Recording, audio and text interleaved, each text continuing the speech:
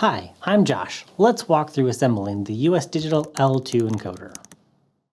Please note that the L2 is recommended for use as a one-time installation. Let's start by securing the encoder's base. Place the base onto your mounting surface.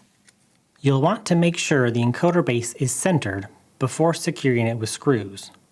Grab your centering tool. With the tapered side pointing down, slide it down the shaft until it reaches the hole.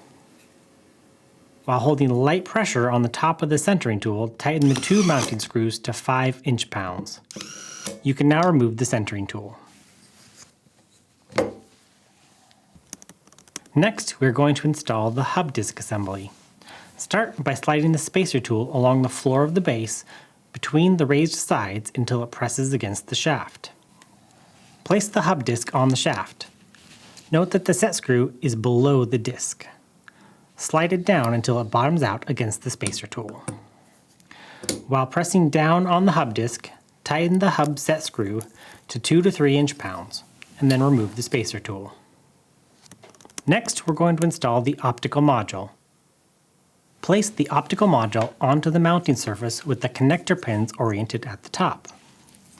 Using your thumbs on either side of the pins and your index fingers on the front of the encoder base, push the module into the rear recess until it is firmly seated and can no longer be pushed forward. Never press directly on the encoder pins.